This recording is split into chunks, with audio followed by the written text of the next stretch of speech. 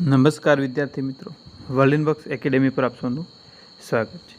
મિત્રો, આજે છે 7 ઓગસ્ટ 2021 અને આજના લેક્ચરમાં આપણે આજના દિવસના મહત્વપૂર્ણ કરંટ અફેરના જે પ્રશ્નો છે તેની સંપૂર્ણ ડિટેલમાં વિગતવાર ચર્ચા કરવાના છે, જેનાથી આગામી સમયમાં યોજાનાર બિન સચિવાલય ક્લર્ક, તલાટી તેમજ જીપીએસસી દ્વારા લેવામાં આવનાર એસટીઆઈ, ડીવાયએસઓ કે જીપીએસસી ક્લાસ 1-2ની કોઈપણ પરીક્ષાની અંદર પૂછાઈ શકે તેવા મહત્વપૂર્ણ પ્રશ્નો છે તેની આપણે સંપૂર્ણ ડિટેલમાં ચર્ચા કરીશું.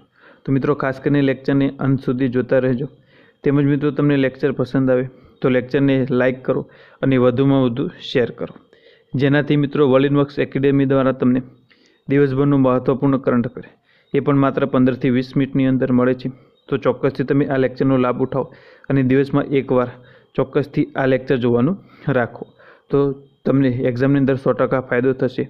તેમજ મિત્રો, આ લેક્ચર અંગેના તમારા કિંમતી પ્રતિભાવ તમે અમને કમેન્ટ બોક્સની અંદર જણાવી શકો છો, જેનાથી અમારા મોટિવેશનમાં વધારો થાય અને અમે આવી રીતે તમારા માટે પરીક્ષાલક્ષી કરંટ અફેરની સંપૂર્ણ ડિટેલમાં ચર્ચા કરતા રહીએ. તો મિત્રો, ચાલો શરૂઆત કરીએ આજના લેક્ચરને. તો ગઈકાલના લેક્ચરમાં આપણે એક પ્રશ્ન પૂછ્યો હતો કે ચીનના રાષ્ટ્રપતિનું નામ શું છે? તો મિત્રો, એની અંદર આપણો જવાબ આવે છે શી જિનપિંગ. તો મિત્રો, ચીનના જે રાષ્ટ્રપતિ છે તેમનું નામ છે શી જિનપિંગ. મિત્રો, આ પ્રશ્ન જે છે એનો ઘણા જ વિદ્યાર્થી મિત્રો સાચો જવાબ આપે છે. મિત્રો, આવી જ રીતે લેક્ચરની અંદર જે અંતમાં પ્રશ્નો પૂછવામાં આવે છે એ પ્રશ્નો ખૂબ જ મહત્ત્વના હોય છે, કારણ કે ક્લાસ 3ની એક્ઝામની અંદર વારંવાર આ પ્રકારના પ્રશ્નો પૂછવામાં આવતા હોય છે. તો ચોક્કસથી મિત્રો કમેન્ટ બોક્સની અંદર આ પ્રશ્નનો જવાબ તમે આપવાનો રાખો, જેનાથી આ પૈકી કોઈપણ પ્રકારનો પ્રશ્ન પૂછાય તો એનો જવાબ તમને 100% આવડે. તો મિત્રો, આ સાથે ચાલો શરૂઆત કરીએ આજના પહેલા પ્રશ્નથી. તો પહેલો પ્રશ્ન છે કે તાજેતરમાં મહારાષ્ટ્રના નવા લોકાયુક્ત કોણ બન્યા છે? એની અંદર આપણો જવાબ આવે છે VM કનાડે. VM કનાડે મહારાષ્ટ્રના નવા લોકાયુક્ત બન્યા છે. તો આ VM જે છે એ આ પહેલાં મુંબઈના હાઈકોર્ટના પૂર્વ ન્યાયાધીશ છે, તેમજ તેમને મહારાષ્ટ્રના રાજ્યપાલ ભગતસિંહ કોશ્યારીએ મહારાષ્ટ્રના નવા લોકાયુક્ત તરીકે નિયુક્ત કર્યા છે. તેઓ ન્યાયમૂર્તિ ML તહલિયાનું સ્થાન લે છે. એટલે કે મિત્રો, જે VM કનાડે જે છે એ ન્યાયમૂર્તિ ML તહલિયાનું સ્થાન લે છે, કે જેઓ આ પહેલાં મહારાષ્ટ્રના લોકાયુક્ત હતા. તેમજ મિત્રો, VM કનાડે જે છે એ મહારાષ્ટ્ર હાઈકોર્ટના સેવાનિવૃત્ત ન્યાયાધીશ રહી ચૂકેલા છે. મિત્રો, અહીંયા વાત છે મહારાષ્ટ્રની, તો મહારાષ્ટ્રના સ્ટેટિક જીકે વિશે ચર્ચા કરી.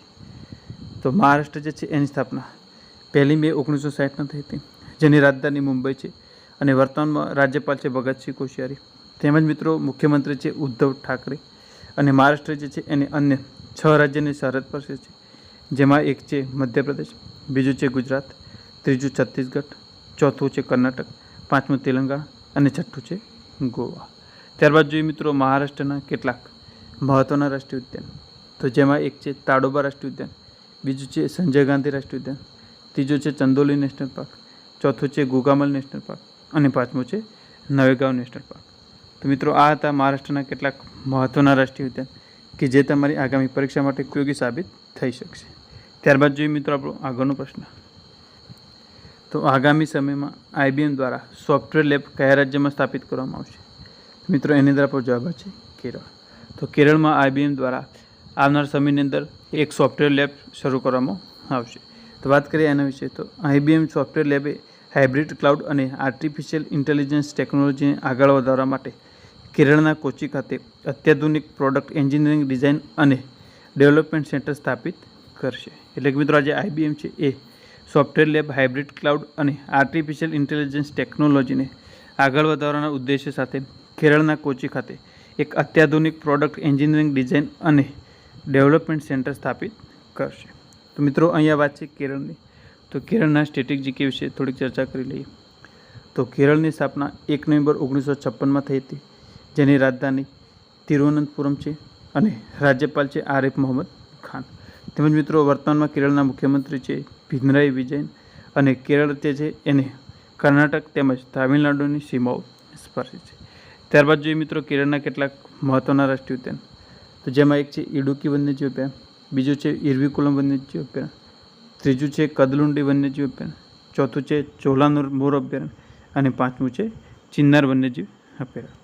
તો મિત્રો, આ હતા કેરળના કેટલાક મહત્ત્વના રાષ્ટ્રીય ઉદ્યાન, ત્યારબાદ જોઈએ આગળનો પ્રશ્ન.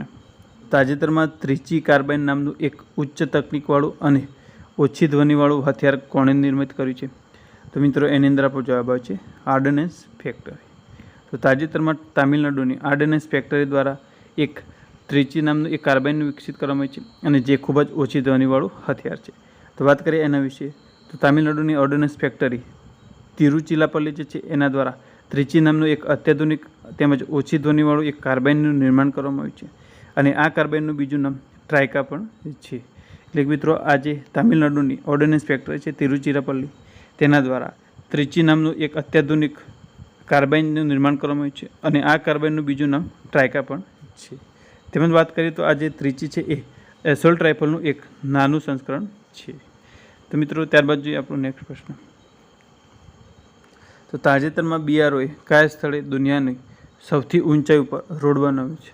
તો મિત્રો એની અંદર આપણો જવાબ બને છે લદ્દાખ.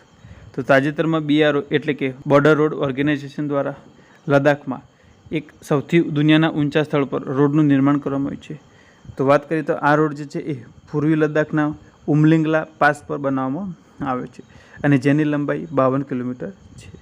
મિત્રો આ પ્રકારના જે રેકોર્ડવાળા રસ્તા છે તેમજ કોઈ ટનલનું નિર્માણ કરવામાં આવ્યું છે તો એને લગતો પ્રશ્ન પૂછવાની શક્યતાઓ ખૂબ જ વધારે છે. તો તમારે એની જે ડિટેલ છે એને નોટ ડાઉન પણ કરી શકો છો. તો એની અંદર આ રોડ જે છે એને પૂર્વી લદ્દાખના ઉમલિંગલા પાસ પર બનાવવામાં આવ્યું છે અને જેની લંબાઈ 52 કિલોમીટર જેટલી છે. ત્યારબાદ મિત્રો આપણા નેક્સ્ટ પ્રશ્નની ચર્ચા કરીએ એ પહેલાં વાત કરી લઈએ તો વર્લિન બક્સ એકેડેમી ગાંધીનગર દ્વારા એક જનરલ બેચ શરૂ કરવામાં આવી છે અને જેના એડમિશન શરૂ થઈ ગયેલા છે. મિત્રો આ બેચની શરૂઆત 9 ઓગસ્ટ 2021થી કરવામાં આવશે અને જેનો સમય 8 વાગ્યાથી 10 વાગ્યા સુધીનો રહેશે. તેમજ મિત્રો આ બેચની અંદર તમને ગાંધીનગરની સર્વશ્રેષ્ઠ ફેકલ્ટી ટીમ દ્વારા શિક્ષણ તથા માર્ગદર્શન આપવામાં આવશે. તેમજ વર્લિન બક્સ પ્રકાશનના કુલ 11 જેટલા પુસ્તકો તેમજ મંથલી મેગેઝિનના કુલ 6 અંક આપવામાં આવશે. આ સિવાય તમને અદ્યતન મટીરિયલ પણ આપવામાં આવશે.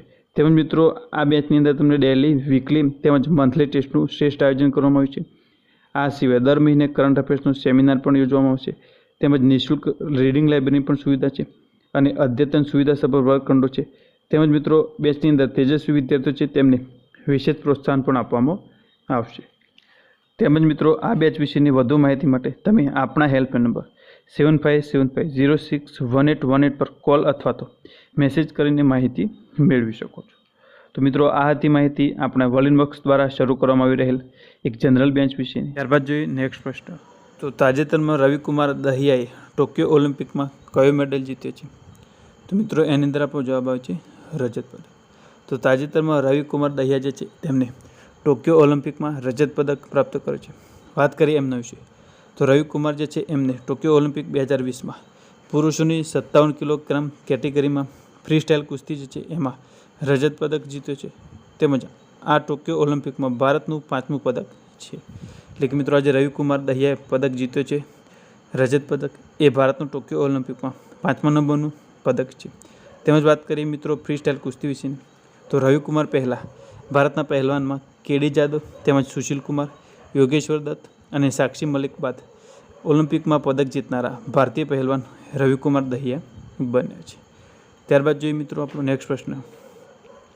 તો તાજેતરમાં કાજીગુંડ અને બનિહાલ વચ્ચે 8.5 કિલોમીટરની એક ટનલને પરિવહન પરીક્ષણ માટે ખોલવામાં આવી છે. તો આ ટનલ ક્યાં આવેલી છે? તો મિત્રો એની અંદર આપણો જવાબ આવે છે જમ્મુ કાશ્મીર. તો તાજેતરમાં કાજીગુંડ અને બનિહાલ વચ્ચે કુલ 8.5 કિલોમીટરની એક ટનલને પરિવહનના પરીક્ષણ માટે ખોલવામાં આવેલી છે અને આ ટનલ જે છે એ જમ્મુ કાશ્મીરમાં આવેલી છે. વાત કરીએ આના વિશે તો આ ટનલ બનવાથી જમ્મુ અને શ્રીનગર વચ્ચેનો 1.5 કલાક તેમજ કિલોમીટરની અંદર વાત કરવામાં આવે તો કુલ 16 કિલોમીટર જેટલું અંતર ઓછું થશે અને આ ટનલને સમુદ્ર તળેટીથી 5800 ફૂટની ઊંચાઈ પર બનાવવામાં આવી છે, જે ટનલ જવાહર ટનલનું સ્થાન લેશે અને જેમાં દરેક ઋતુમાં પરિવહન ચાલુ રહેશે. એટલે કે મિત્રો આ ટનલ જે છે એને બનવાથી જમ્મુ તેમજ શ્રીનગર વચ્ચેનું અંતર જે હતું એના સમયની અંદર 1.5 કલાકનો ઘટાડો થશે તેમજ 16 કિલોમીટરનું અંતર પણ ઓછું થઈ જશે. તેમજ મિત્રો આ ટનલ જે છે એને સમુદ્ર તળેટીથી 5800 ફૂટની ઊંચાઈ પર બનાવવામાં આવી છે અને આ ટનલ જવાહર ટનલનું સ્થાન લેશે. તેમજ મિત્રો આ જે ટનલ છે એને દરેક ઋતુમાં પરિવહન ચાલુ રહેશે એ પ્રકારની આને બનાવવામાં આવેલી છે. ત્યારબાદ જોઈએ આપણો આગળનો પ્રશ્ન. તો જળવાયુ પરિવર્તનના લક્ષ્યાંકને સિદ્ધ કરવા માટે કયા વર્ષ સુધીમાં 1 અબજ ટન CO2 દૂર કરવો પડશે? તો મિત્રો એની અંદર આપણો જવાબ આવે છે 2025 સુધી. તો જળવાયુ પરિવર્તન જે છે એના લક્ષ્યાંકને સિદ્ધ કરવા માટે 2025 સુધીમાં 1 અબજ ટન જેટલો કાર્બન ડાયોક્સાઇડ જે છે એને દૂર કરવું પડશે. તેમજ વાત કરીએ આના વિશે તો કોએલિશન ફોર નેગેટિવ એમિશન્સ અને મેકેકિન્સે દ્વારા જારી એક અહેવાલ અનુસાર વર્તમાનના કાર્યરત પ્રકલ્પો 2025ના જળવાયુ પરિવર્તન લક્ષ્યાંકને પહોંચી વળવા માટે હવામાં કાર્બન ડાયોક્સાઇડના માત્ર અમુક જ અંશને દૂર કરી શકાય છે. તેમજ વાત કરીએ તો આશરે વિશ્વના 190 જેટલા દેશો છે તેમને વૈશ્વિક તાપમાન 1.5 ડિગ્રી સેલ્સિયસ મર્યાદિત રાખવા માગતી પેરિસ સમજૂતી પર હસ્તાક્ષર કર્યા છે.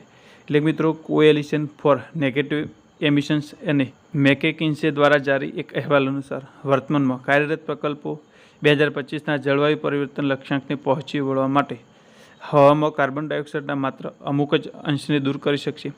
તેમજ મિત્રો 190 જેટલા દેશો છે એમને વૈશ્વિક તાપમાન 1.5 ડિગ્રી સેલ્સિયસ મર્યાદિત રાખવા માગતી પેરિસ સમજૂતી પર હસ્તાક્ષર કર્યા છે. આ સિવાય વાત કરીએ તો આ અહેવાલ જે છે એમાં ભારપૂર્વક જણાવવામાં આવ્યું છે કે ઉત્સર્જનમાં મોટો કાપ મૂકવાના સંકલ્પો છતાં અનેક વૈજ્ઞાનિકો માને છે કે આ ધ્યેયને પ્રાપ્ત કરવા માટે હવામાંથી કાર્બન ડાયોક્સાઇડને દૂર કરતી ટેકનોલોજી જરૂરી છે. એટલે મિત્રો આ જે અહેવાલ છે એની અંદર જણાવવામાં આવ્યું છે કે ઉત્સર્જનમાં મોટો કાપ મૂકવાના સંકલ્પો હોવા છતાં વૈજ્ઞાનિકોનું માનવું એવું છે કે આ ધ્યેય જે છે એને પ્રાપ્ત કરવા માટે હવામાંથી કાર્બન ડાયોક્સાઇડને દૂર કરતી ટેકનોલોજી પણ વિકસાવવી ખૂબ જ જરૂરી છે. ત્યારબાદ જોઈએ મિત્રો નેક્સ્ટ પ્રશ્ન. તો તાજેતરમાં બાલાકોટ એરસ્ટ્રાઇક નામનું એક પુસ્તક કોણે લખ્યું છે? તો મિત્રો એની અંદર આપણો જવાબ આવે છે મનન ભટ્ટ. તો મનન ભટ્ટ દ્વારા બાલાકોટમાં જે એરસ્ટ્રાઇક થઈ હતી એના વિશે એક પુસ્તક લખવામાં આવ્યું છે. ત્યારબાદ મિત્રો આગળના પ્રશ્નની ચર્ચા કરીએ એ પહેલાં વાત કરીએ તો વર્લિન બુક્સ એકેડેમી ગાંધીનગર દ્વારા ક્લાસ 3 માટે એક જનરલ બેચ શરૂ કરવામાં આવ્યું છે અને જેના એડમિશન શરૂ થઈ ગયેલા છે. તેમજ મિત્રો આ બેચ છે એ 9/8 એટલે કે 9 ઓગસ્ટથી શરૂ થશે અને જેનું સમય રહેશે 8 થી 10. તેમજ મિત્રો આ બેચ વિશેની કોઈપણ પ્રકારની માહિતી મેળવવા માટે તમે આપણા હેલ્પલાઇન નંબર 7575061818 પર કોલ કરીને માહિતી મેળવી શકો છો. તો મિત્રો આ હતી માહિતી આપણા વર્લિન બુક્સ એકેડેમી ગાંધીનગર દ્વારા શરૂ કરવામાં આવેલ ક્લાસ 3 માટેની જનરલ બેચ વિશેની. ત્યારબાદ જોઈએ આપણો નેક્સ્ટ પ્રશ્ન. તો તાજેતરમાં હિન્દી અને ડોગરી ભાષાના પ્રસિદ્ધ લેખિકા તેમજ કવિયત્રીનું 81 વર્ષની ઉંમરે નિધન થયું છે. તો એમનું નામ શું હતું? તો મિત્રો એમનું નામ હતું પદ્મા સચદેવ. તો આ જે પદ્મા સચદેવ છે તેઓ હિન્દી અને ડોગરી ભાષાના પ્રસિદ્ધ લેખિકા તેમજ કવિયત્રી હતા અને જેમનું તાજેતરમાં 81 વર્ષની ઉંમરે નિધન થયું છે. ત્યારબાદ જોઈએ મિત્રો નેક્સ્ટ પ્રશ્ન. તો Tokyo para Olympics theme song કર દે કમાલ તો કોણે લોન્ચ કર્યું છે? તો મિત્રો એની અંદર આપણો જવાબ આવે છે અનુરાગ સિંહ ઠાકોર. તો મિત્રો અનુરાગ ઠાકોર જે છે એમને ટોક્યો પેરાલિમ્પિક માટેનું થીમ સોંગ કર દે કમાલ તું લોન્ચ કર્યું છે. મિત્રો અનુરાગ સિંહ ઠાકોર છે તેઓ કેન્દ્રીય રમતગમતના મંત્રી છે. તેમજ વાત કરીએ તો મિત્રો આ ગીત જે છે કર દે કમાલ તું એના લેખક અને ગાયક છે જેમનું નામ છે સંજીવ. અને સંજીવ જે છે એવો એક દિવ્યાંગ છે તેમજ તેઓ એક ક્રિકેટના ખેલાડી પણ છે. ત્યારબાદ જોઈએ મિત્રો નેક્સ્ટ પ્રશ્ન. તો તાજેતરમાં ગુઇડો બેલિડો કયા દેશના પ્રધાનમંત્રી બન્યા છે? તો મિત્રો એની અંદર આપણો જવાબ આવે છે પેરુ. તો તાજેતરમાં ગુઇડો બેલિડો પેરુના પ્રધાનમંત્રી બનેલા છે. ત્યારબાદ આગળનો પ્રશ્ન. તો મિત્રો આ પ્રશ્ન છે એનો જવાબ તમારે કમેન્ટ બોક્સની અંદર આપવાનો છે અને આના સાચા જવાબની ચર્ચા આપણે આપણા નેક્સ્ટ લેક્ચરમાં કરીશું. તો પ્રશ્ન છે કે ગુજરાતના કયા જિલ્લામાં સૌથી ઓછી વસ્તી ગીચતા છે? તો મિત્રો આ પ્રશ્નનો જવાબ તમને આવડે છે તો ચોક્કસથી કમેન્ટ બોક્સની અંદર જણાવવાનું રાખો. કેમ કે મિત્રો ક્લાસ 3ની પરીક્ષાની અંદર આ પ્રકારના પ્રશ્નો વારંવાર પૂછવામાં આવતા હોય છે. તો મિત્રો આ સાથે જ આજના દિવસભરના કેટલાક મહત્ત્વના કરંટ અફેરના પ્રશ્નો હતા તેને આપણે સંપૂર્ણ ડિટેલમાં તેમજ એના ફેક્ટ અને તેને લગતી વધારાની માહિતી સાથે આપણે ચર્ચા કરી છે, જેનાથી આગામી પરીક્ષાઓની અંદર કરંટ અફેરને લગતો કોઈપણ પ્રશ્ન પૂછાય તો તેનો જવાબ તમને 100% આવડશે. મિત્રો આ માટે આપણા કરંટ અફેરના લેક્ચર જે છે એને તમે રેગ્યુલર ફોલો કરવાનું રાખો તો ચોક્કસથી તમને પરીક્ષામાં ફાયદો થશે. તેમજ મિત્રો તમને આપણું લેક્ચર પસંદ આવે છે તો લેક્ચરને વધુમાં વધુ શેર કરો અને લાઇક કરવાનું ના ભૂલતા. આ સાથે મિત્રો આપણા કરંટ અફેરના લેક્ચર અંગેના તમારા કિંમતી પ્રતિભાવ તમે કમેન્ટ બોક્સની અંદર જણાવવાનું રાખો, જેનાથી અમને મોટિવેશન મળતું રહેશે અને આવી જ રીતે તમારા માટે દિવસભરના મહત્ત્વપૂર્ણ કરંટ અફેર હોય તેની આપણે સંપૂર્ણ પરીક્ષાલક્ષી ચર્ચા કરતા રહીશું. તેમજ મિત્રો તમે હજુ સુધી આપણી વર્લ્ડ ઇનબોક્સ યુટ્યુબ ચેનલને સબસ્ક્રાઈબ કરી નથી તો તેની હાલ સબસ્ક્રાઈબ કરી દો અને બાજુમાં આપેલ બેલ આઇકન પ્રેસ કરો, જેથી આવનારા દરેક નવા વિડીયોની અપડેટ તમને મળતી રહે. તેમજ મિત્રો વર્લ્ડ ઇનબોક્સને તમે વિવિધ સોશિયલ મીડિયા પર ફોલો કરી શકો છો.